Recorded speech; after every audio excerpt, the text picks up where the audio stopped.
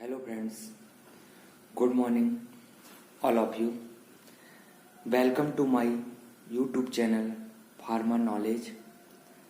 So friends, today I am discuss pharma.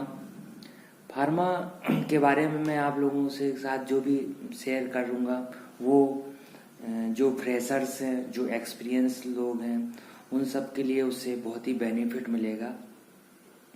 तो कृपया करके आप मेरे साथ बने रहें और चैनल को सब्सक्राइब करें ताकि जो भी अपडेटेड वीडियो हैं वो आपको मिलते रहे। तो फार्मा नॉलेज में सबसे पहले मेरा जो आज का टॉपिक है वो है कि फार्मा की जो प्रोसेस है वो कहाँ से स्टार्ट होती है। तो फार्मा में अलग अलग डिपार्टमेंट होते हैं। अगर हम मेनली देखें मैन्युफैक्चरिंग रिलेटेड डिपार्टमेंट, तो सबसे पहले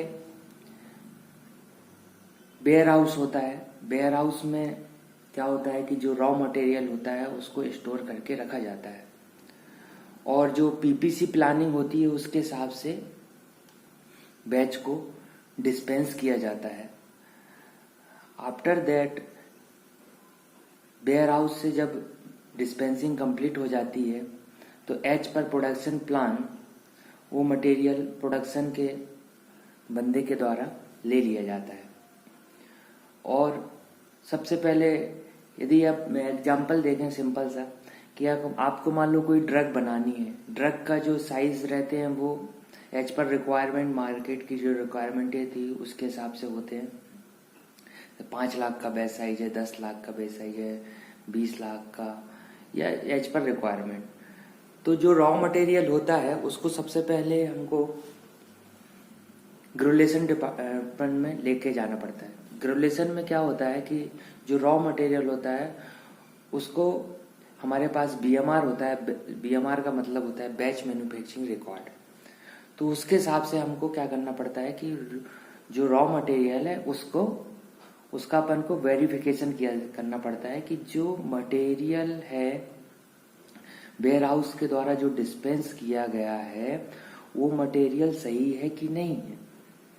तो हम वेरिफिकेशन करते हैं अलग अलग कंपनियों में अपने अपने हिसाब से जो गाइडलाइन है उसके हिसाब से वो वेरिएशन की लिमिट रहती है। कहीं 1% रहती है, कहीं 0.5% रहती है, कहीं 5% भी रहती है। वो डिपेंड करता है कि कितने क्वांटिटी में ड्रग की मात्रा है ड्रग में।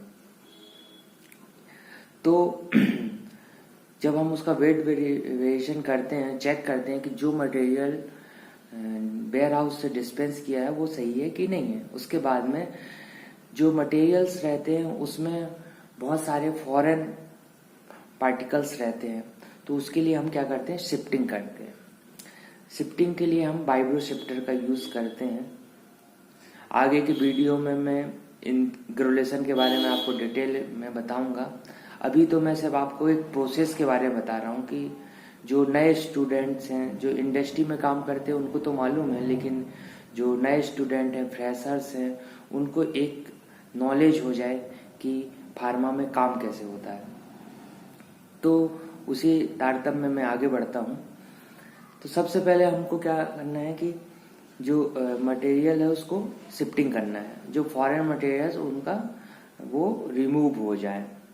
उसके बाद में हम उसको बाइंडर सॉल्यूशन बनाते हैं और फिर ग्रेजुलेशन किया जाता है जिसमें कि बाइंडर सॉल्यूशन को मिलाया जाता है। उसके बाद में जो मटेरियल रहता है उसको ड्राइंग के लिए लगाया जाता है। ड्राइंग के लिए हम एफबीडी का, वीटीडी का या एफबीबी का एज पर प्रोडक्ट रिक्वायरमेंट उससे ड्राइंग करते हैं।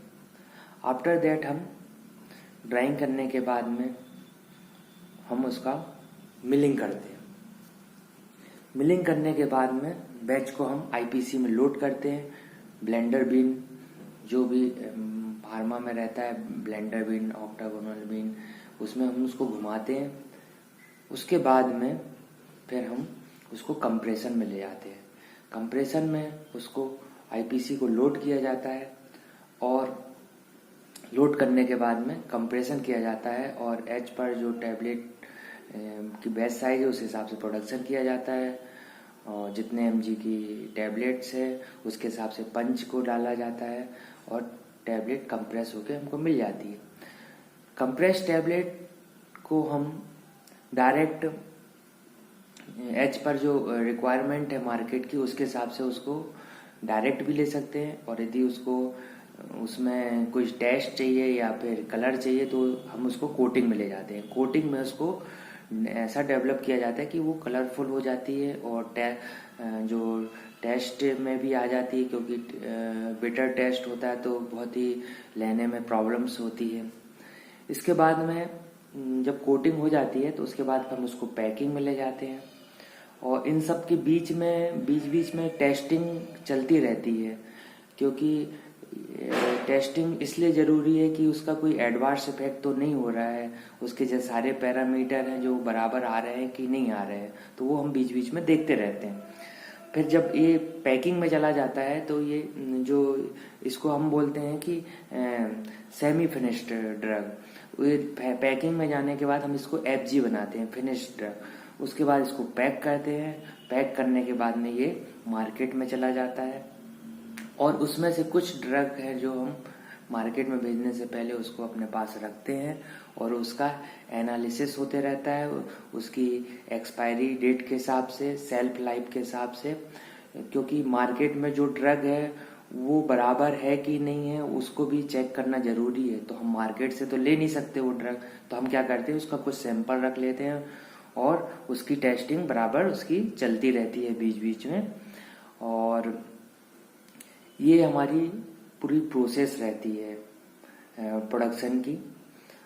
तो फ्रेंड्स, शायद आपको वीडियो पसंद आया होगा और मैं आगे अपने आने वाले वीडियो में फार्मा की प्रोसेस को और डिटेल में बताने वाला हूँ और आशा करता हूँ कि आप लोग अधिक से अधिक लोग मेरे साथ जुड़ेंगे और इस वीडियो को शेयर करेंगे और अब जो भी मेरा नॉलेज है मैं उसको आप लोगों के साथ शेयर करते रहूँगा।